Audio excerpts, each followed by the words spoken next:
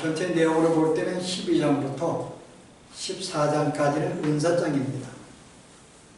세 장을 은사장으로 우리가 소개를 하고 있는데 갑자기 가운데 한 장이 사랑장으로 오늘 우리에게 등장을 하게 됩니다. 그럼 이 사랑은 우리에게 은사인가? 라고 생각해 볼 수가 있어요. 그런데 엄밀하게는 사랑은 우리의 은사가 아닙니다. 사랑은 성령의 열매이기 때문에 모든 성도들이 하나님의 백성으로 맺어야 할 열매가 바로 사랑이죠. 그래서 사랑은 열매가 될 수가 없습니다. 근데 왜 은사장 안에 이 사랑을 집어넣게 되었는가? 우리가 배경을 좀 알아야 됩니다. 우리가 13장에 여러분이 마지막에 보시게 되면 우리 지난 시간에 함께 나누었는데 하나님께서 교회에 많은 은사를 주었다라고 소개합니다. 목사와 교수와 병 고치는 자와 많은 은사들을 주었어요. 그러면서 마지막에 뭐라 그래요? 너희는 더 큰 은사를 사모하라. 내가 또한 가장 좋은 길을 너에게 보이리라. 그래서 많은 은사들을 소개하면서 그 중에 너희가 더 큰 은사를 사모하라고 이야기합니다. 모든 성도들이 사모하고 특별히 더 갖기를 원하는 소원. 그러면서 13장에 들어 사랑이 나와요. 그래서 얼핏 보면은 마치 사랑이 우리의 더 큰 은사라고 생각하기 쉬운데요. 근데 본문의 문맥으로 볼 때에는 실제 14장 1절이 더 큰 은사가 무엇인지를 우리에게 소개하는 것을 발견할 수가 있습니다. 1절 볼까요? 사랑을 추구하며 신령한 것들을 사모하되 특별히 예언을 하기를 하라. 내가 특별히 신령을 사모하는데, 은사를 사모하는데 특별히 뭘 사모하라 그래요? 예언하기를 사모하라고 그럽니다. 그래서 오늘 우리에게 주시는 말씀은 실제 내가 많은 우리가 은사 가운데에서 특별히 예언하기를 내가 이 은사를 더 사모하라 그럽니다. 오늘 우리가 은사가 없잖아요. 그러니까 여러분들 오늘 은사는 뭐로 생각할 수 있을까요? 은사는 당신은 성경이 기록이 안 되었기 때문에 당시에 많은 사람들이, 특별히 사도들이 하느님의 말씀을 직접 계시로 받게 됩니다. 그리고 이 말씀을 사람들에게 나누게 돼요. 그러니까 하나님의 말씀을 전달하는 것, 하나님의 말씀을 나누는 것이 일종의 예언입니다. 그 오늘날로 보면 설교를 말씀할 수 있어요. 때문에 성경 공부를 말씀할 수가 있습니다. 왜냐하면 주의 말씀을 나누는 거기 때문에. 그래서 오늘 우리가 가장 성도들이 가장 사모해야 될 것은 무엇인가 하면은 나에게 주신 이 말씀, 내가 발견한 하나님을 다른 사람과 함께 이 하나님을 내가 증거하며 내가 깨달은 주의 말씀을 함께 나누는 이 삶, 이 삶이 성도가 가장 사모해야 될 우리의 삶인 것을 오늘 우리에게 소개해 줍니다. 근데 갑자기 그 전에 13장의 이 내용이 등장하는 이유가 뭘까요? 당시에 고린도 교회의 문제였죠. 고린도 교회는 많은 은사들을 받은 교회였는데 내가 보다 이 다른 사람 볼 때보다 월등하게 생각하는 은사들, 지식이라든지 어떤 이 예언이라든지 어떤 병을 고친다든지 방언이라든지 이런 은사들을 그들은 굉장히 소중하게 생각을 했어요. 그리고 눈에 보이지 않는 은사들을 그들은 뭔가 좀 부족한 은사, 그래서 뭔가 마음속에 멸시하고 좀 그들을 천대하는 그런 분위기가 당시에 교회가 있었습니다. 그래서 오히려 하나님은 우리가 은사를 주신 목적은 뭘까요? 에베소 4장에 보시게 되면 하나님 모든 교회에 은사를 주었다. 목사와 교사와 또 그와 모든 은사를 주었는데 이는 성도를 온전케 하며 봉사일을 하게 하며 그리스도의 몸을 세우게 하려 함이라. 그 하나님 은사를 주신 목적은 뭔가 하면 남을 섬기게 하기 위해서 주였다 하는 거죠. 그래서 그 사람을 섬기면서 그로 하여금 봉사하게 만들면서 그런 온전한 성도로 성장할 수 있도록 섬기게 하기 위해서 은사를 주었다는 거죠. 근데 오늘 고린도 교회는 내가 받은 은사를 말미암아 오히려 형제를 내가 세우고 그의 신앙의 유익을 위해서 내가 삶을 살아야 되는데 오히려 우리는 섬기는 데 쓰지 아니하고 오히려 그들은 낮추는 데 오히려 자기를 드러내고 자기를 자랑하고 자기를 나타내면서 형제가 오히려 상처를 주고 세우는 게 아니라 오히려 망가뜨리는 일에 은사를 쓰고 있었던 거죠. 그래서 오늘 이 바울이 하는 말은 너가 이같이 많은 은사를 가졌다 할지라도 근본적으로 주신 은사의 그 목적, 섬기는 데 쓰지 아니하고, 다시 말해서 오히려 사랑으로 그 마음속에 사랑하는 마음이 없이 은사를 행한다면은 오늘 봉독한 내용대로 여기서 아무것도 아니다 라고 우리에게 이제 소개를 하는 것입니다. 그래서 우리가 먼저 1절의 내용을 보게 되면 간단하게 본문의 내용을 살펴보죠. 자, 너희가 방언을 하고 천사를 한다 할지라도 사랑이 없으면 뭐라 그래요? 소리나는 구리와 울리는 꽹과리가 되고. 자, 꽹과리 역할은 뭘까요? 꽹과리는 우리가 보통 한국에 살 때 여러분 알죠? 사람들을 집중시키기 위해서 꽹과리를 칩니다. 그래서 뭐 음식을 판다든지 어떤 뭐 떡을 판다든지 그럴 때는 당시에 뭐 여짬수는 뭐 가위를 두들겼지만은 각가다 이거 쟁을 취하면 치는 거예요. 땀땀 칩니다. 바로 이런 소리라는 거죠. 이런 소리에 불과하다. 이게 뭘 말해요, 여러분? 여러분 실제 이것은 꽹과리는 아무것도 아닌 오히려 이거는 소음에 불과한 것이라고 이야기하는 것입니다. 소음에 불과한 거다. 남에게 별로 듣고 싶지 않는 내 길을 망가뜨리는 소음에 불과한 것이다. 여러분 처음에 우리가 방언을 하게 되면 어떤 현상이 벌어져요? 굉장히 신기롭게 생각을 해요. 뭔가 우리가 알아들 수 없는 그런 언어를 하기 때문에 굉장히 신기롭게 생각하죠. 근데 실제 우리가 고린도 교회 당시의 방언은 우리가 알아들을 수 없는 그런 언어가 아니었습니다. 여러분 오순절날 성령이 충만히 임할 때에 그때 성림할 때 거기 있는 모든 사람들이 방언을 하게 되었어요. 근데 거기에 모든 사람들은 놀라게 됩니다. 아니 어떻게 저 사람은 우리의 언어를 배우지 못했는데, 왜냐하면 그 당시에 유월절로 많은 사람들이 유월절 모였기 때문에 각자 자기들 사용하는 언어가 있었어요. 근데 갑자기 자기들의 언어가 들리는 거예요. 그들의 방언이. 그래서 방언이라는 말은 원래는 실제 다른 나라의 언어를 말합니다.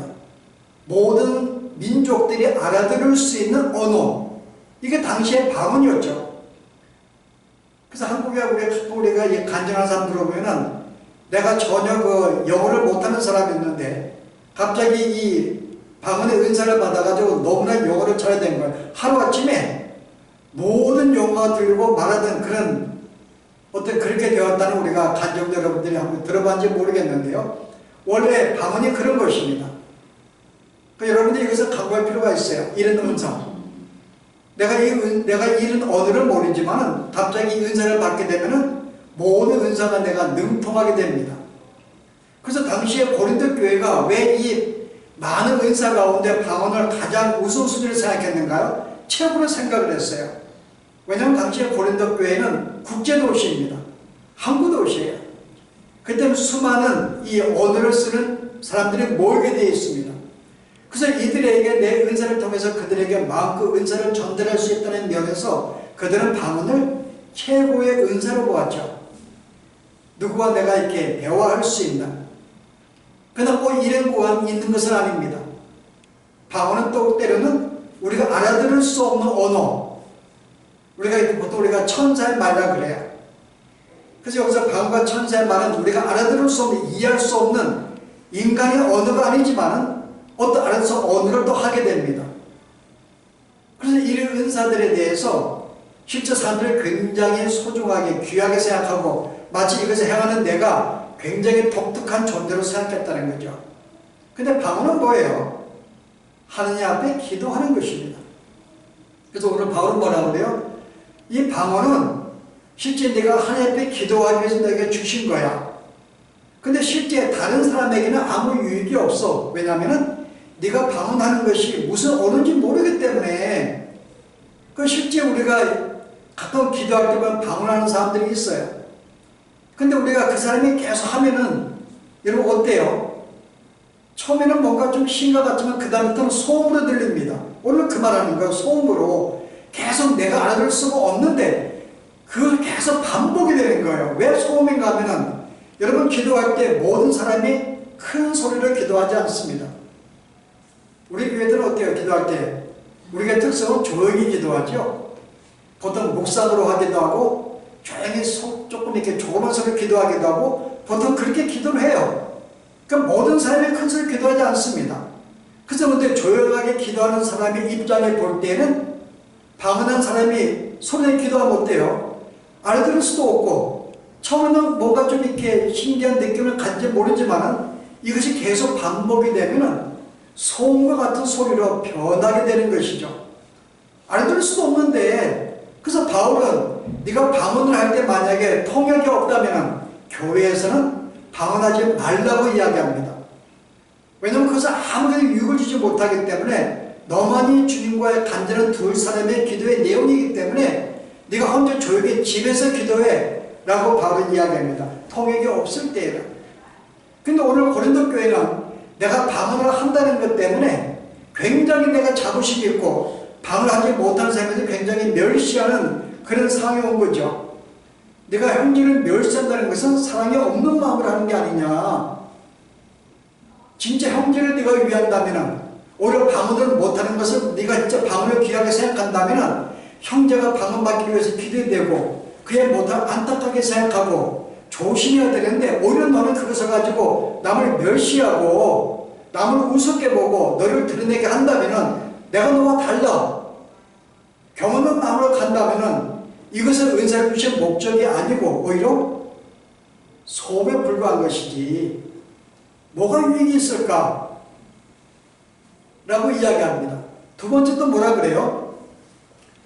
내가 예언하는 능력이 있고 모든 비밀의 모든 지식을 안다 할지라도 오늘 우리는 예언은 오늘날의 설교라고 이야기했습니다. 그 설교를 내가 잘하게 돼요. 모든 비밀과 모든 지식, 여기 모든 지식이라는 단어가 무스테리온이라는 단어를 쓰고 있는데요. 이 단어는 하늘의 비밀, 또 성경의 교리, 성경에 담겨져 있는 말씀, 이 의미를 의미합니다. 그러니까 오늘날 성경 공부 같은 거죠. 성경을 많이 해서 가르치는 교사와 같은 거. 설교도 잘하면서 성경도 잘 가르치는 것. 물론 이건 굉장한 은사입니다. 내 하나님의 말씀을 그들에게 함께 나누는 것도 굉장히 귀한 은사고요. 특별히 내가 성경을 내가 많이 알고 있는 자로서 내가 많이 알게 되었고 그것을 함께 남에게 가르치는 굉장히 귀한 은사죠. 근데 만약에 네가 사랑이 없다면 진짜 형제를 위해서 사랑하는 마음으로 행하지 아니한다면 그것은 뭐라 그래요? 내가 아무것도 아니요. nothing. 내 자신이 너가 아무것도 쓸모없는 존재, 무가치한 존재, 그에게 아무 유익을 주지 못하는 존재라고 이야기하는 것입니다. 여기서 가르치는과 설교가 아무것도 아니라는 게 아니라 너 자신이 그에게는 아무 존재가 아니라는 거죠. 쓸모없는 존재라는 거죠. 뭐가 없을 때는요, 진짜 형제를 사랑하는 마음이 아니고 그게 너를 드러내고 너를 과시하고 형제를 업신여기는 그런 마음이 뭔가 내가 설교를 잘하고 내가 성경을 많이 알고 있다는 자기를 자랑하는 그런 마음으로 내가 한다면은 그건 nothing, 아무것도 아니라는 건 너는. 그게 무슨 네가 존재인데 쓸모없는 존재지 형제에게 유익을 주는 존재가 아닌데 라고 이야기를 합니다. 그 다음 또 뭐하러 이야기하면 마지막이요.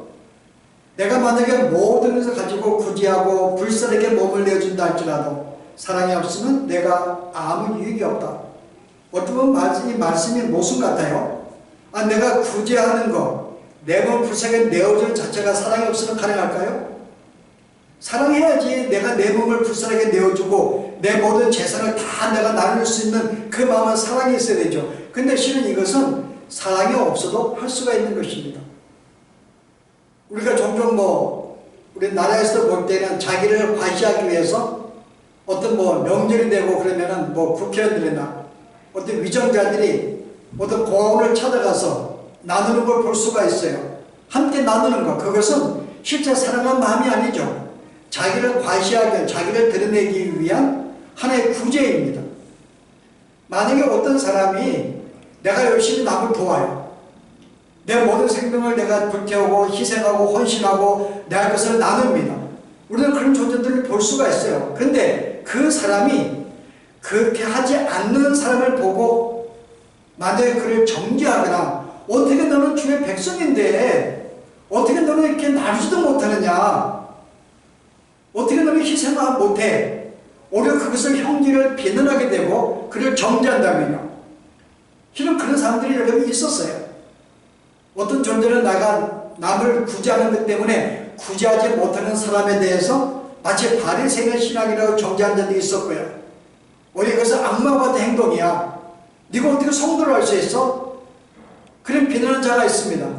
이것을 비난한다고 볼 때 과연 이게 사랑으로 한 것인가? 이것은 사랑이 아니라는 거죠. 오히려 이것은 어떤 마음이에요? 어떤 뭔가 어떤 이 영웅심, 어떤 영웅적인 행동이죠. 실은 자기가 어떤 뭔가 자기를 드러내기 위한, 그래서 그렇게 하지 못하는 정죄하는 것은 진정한 사랑하는 마음이 하는 것이 아니라는 거죠. 그래서 네가 그런 마음으로 네가 설령 남에게 구제하고 봉사하고 희생하는 모든 것을 한다 할지라도 사랑이 없으면 뭐라고요? 아무것도 아니라는 거죠.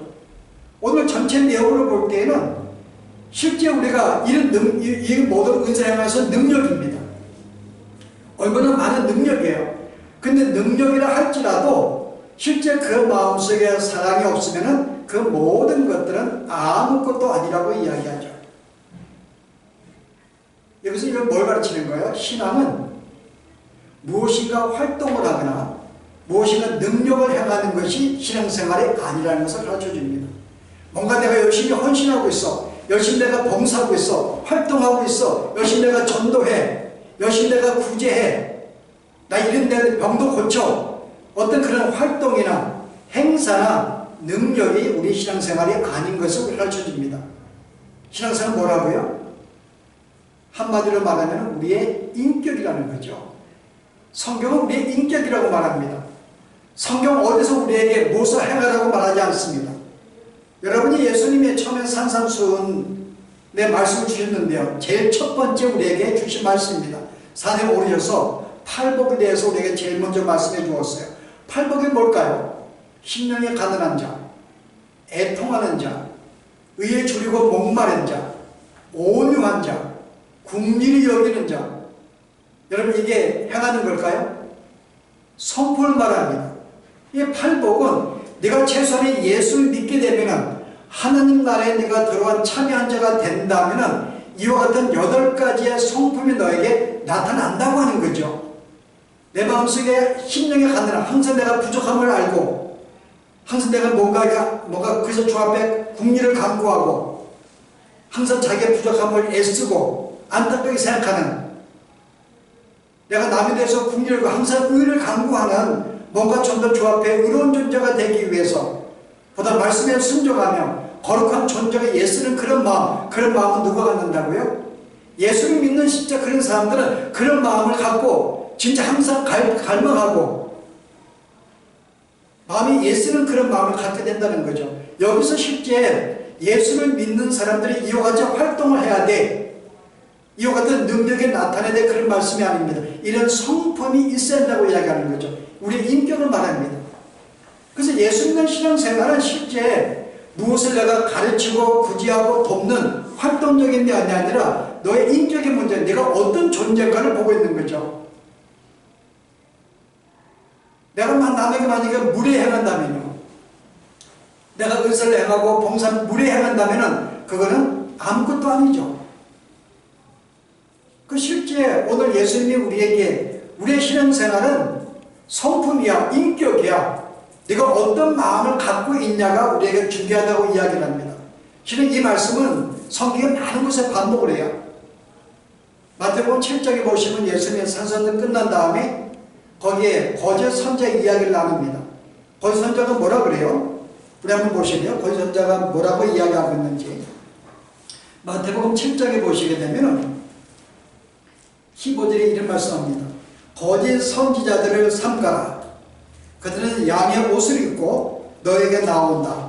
그러나 속에는 누락질 일이다. 내가 양의 겉으로는 뭔가 굉장히 좋은 사람 같은데 속에는 일이라고 이야기하는 거죠.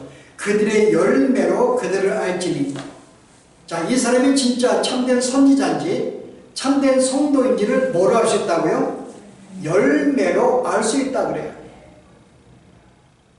근데 이들에게 뭐라 그래요? 이들이 20절에 이러므로 그들의 열매로 그들을 알리라. 나더러 주여 주여 하는 자마다 다 천국에 들어갈 것이 아니요 다만 하늘에 계신 내 아버지의 뜻대로 행하는 자라야 들어가리라. 그들의 많은 사람이 나더러 이르되 주여 주여 내가 주의 이름으로 선자 노릇하며 주의 이름으로 귀신을 쫓아내며 주의 이름으로 많은 권능을 행하지 아니었나이까. 예수님 뭐라 그래요? 내가 그들에게 밝히 말하되 내가 너희를 도무지 알지 못하니 내가 너희를 전혀 도무지 알지 못하겠다. 불법을 행하는 자들아 내게서 떠나가라. 자, 여기서 지금 권선장은 뭘 행했어요? 선제도를 했습니다. 말씀을 그들에게 가르쳤어요. 함께 예언도 하였습니다. 그 다음에 귀신을 쫓아냈어요. 능력도 행했습니다. 그 다음 뭐예요? 영도 분별하게 되고요. 주의 이름으로 많은 능력을 행했어요. 우리가 보통 사람들 생각할 때 이것이 은사라고 생각하잖아요. 병도 고치고 어떤 영적도 분별하고 어떤 말씀도 가르치고 어떤 증거하는 선제도를 이게 우리의 은사, 진짜 은사를 보고 있는데 오늘 주님 뭐라 그래요? 이거 아무것도 아니라는 거죠. 오히려 이런 자들 내가 너희를 도무지 알지 못하겠다 여갑니다. 너의 헌신과 너의 봉사와 이 모든 것들은 행함에도 불구하고 내가 너를 도무지 알지 못하겠다는 거죠. 오히려 불법을 행한다고 이야기합니다. 왜요? 이들은 뭐죠? 열매가 아니라는 거죠. 열매. 과연 열매는 뭘까요? 네가 만약에 이 뭐 행한다 치면 물에 행한다면은 네가 너를 드러낸다면은 남을 무시한다면은 남의 상처를 주는 그런 마음을 행한다면은 그건 사랑이 아니지. 네가 진짜 섬기는 종의 마음을 갖고 있지 않다면은 이 모든 걸 너가 행하는 게 이게 뭐가 의미가 있어? 그래서 오히려 갈라디아서 이 말씀을 우리에게 조금 더 발전시키는데요. 좋은 열매가 무엇인가에 대해서 갈라디아서 여러분들이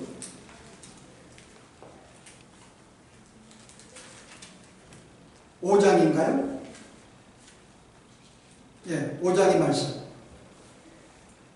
16절에 보았더니 내가 이르노니 너희는 성령을 따라 행하라.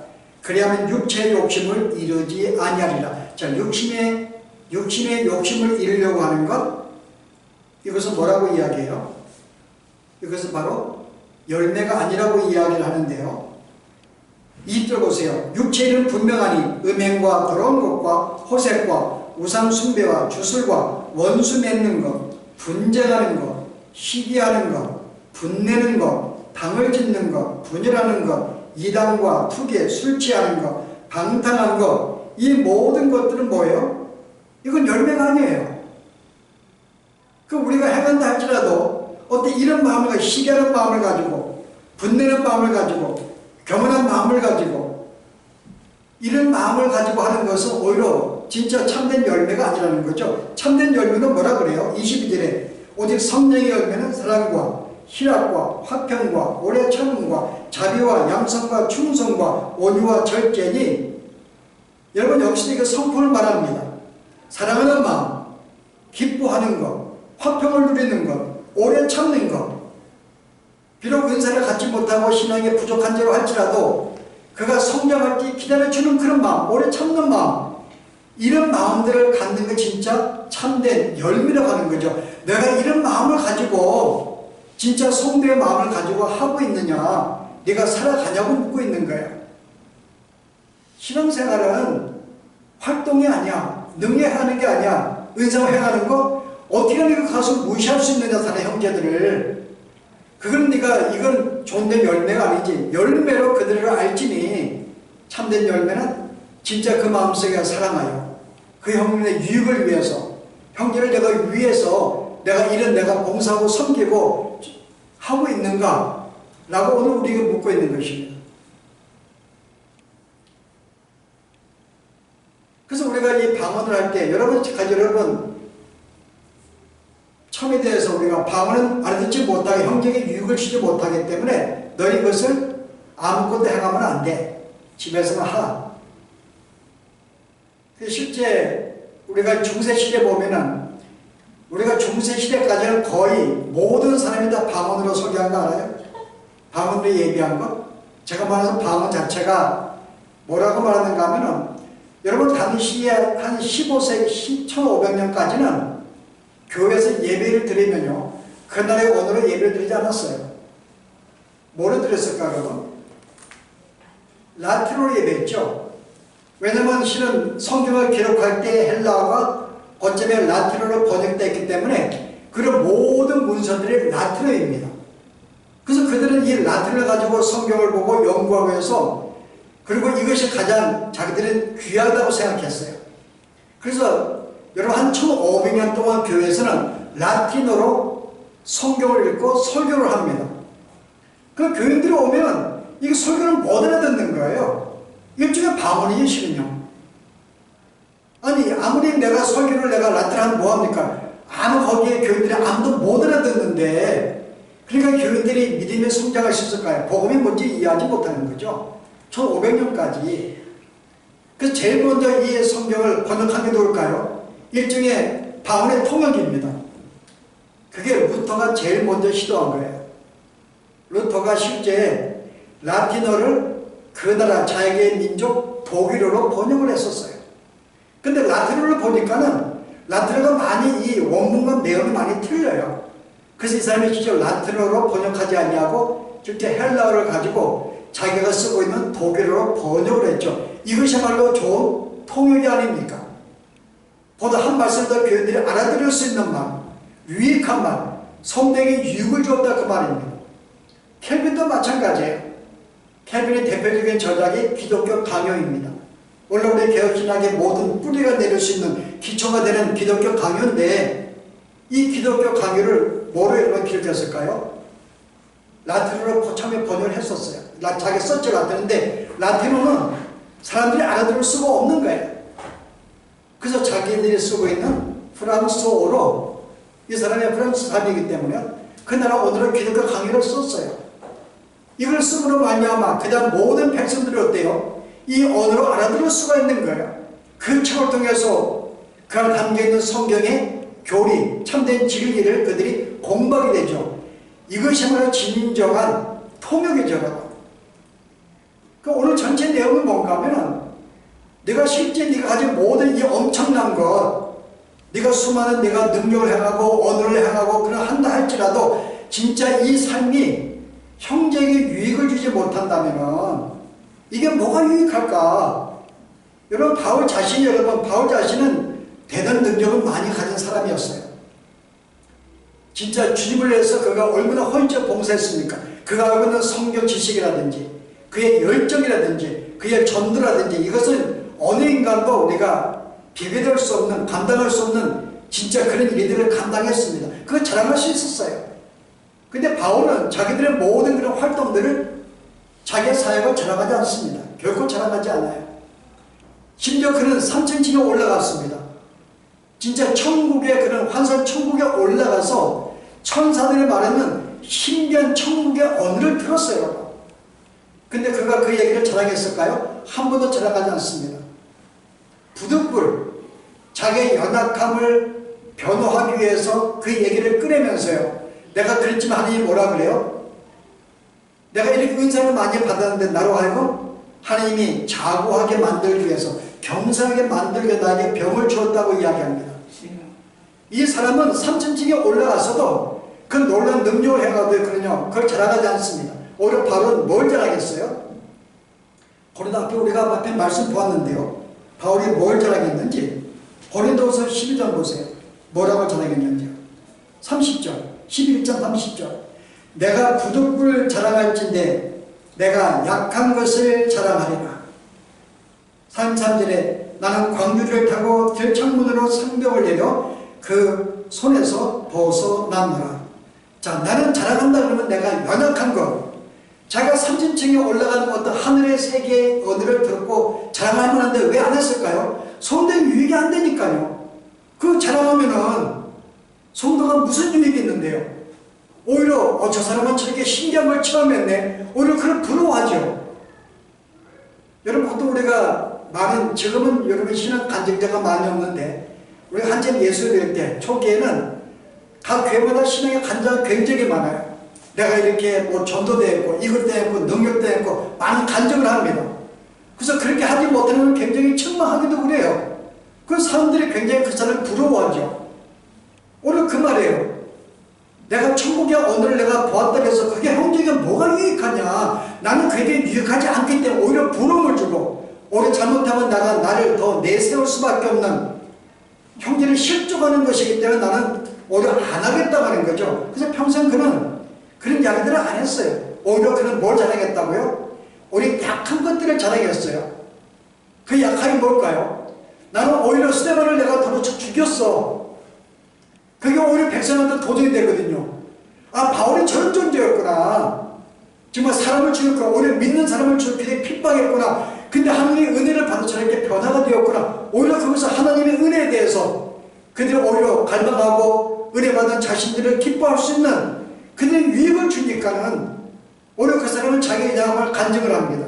그걸 자랑하는 거예요. 오늘 여기 뭐예요? 내가 도망다녔어. 핍박이 당할 때 광주리에 들려가지고 내가 성 밖에 도망갔어. 우리 연약한 일만 자랑하는 것은 그의 모든 삶의 관점은 형제에게 실제 힘이 되고 위로가 되고 격려가 되기 위한 그런 말들을 했다는 것입니다. 이게 바울의 삶이었어요.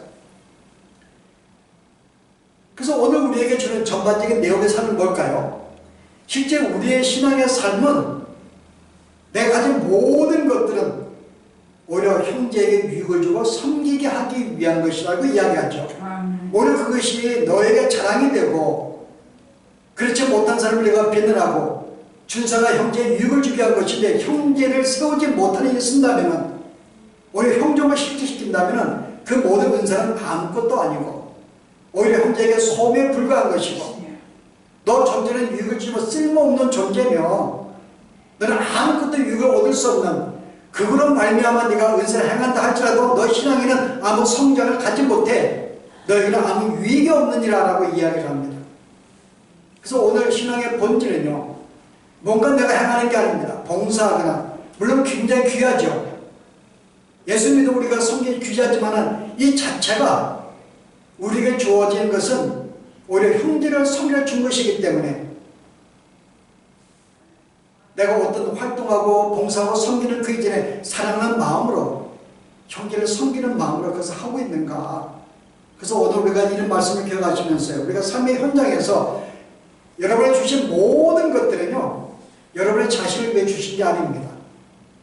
우리가 삶의 현장 속에서 내가 준 모든 것들은 실제 형제를 섬기기 위해 주신 줄 알고 우리는 삶의 현장 속에서요 가급적이면 내가 가진 능력을 드러내거나 자랑하거나 교만하지 않냐고요. 그것을 내가 함께 활용을 해서 형제 연약한 무릎을 이렇게 세울 수 있는 함께 격려하고 복을 주고 함께 이끌어 나갈 수 있는 우리가 그런 삶이 우리의 삶이 되어야겠다. 우리 도전을 받습니다. 함께 기도하십시다. 오늘 나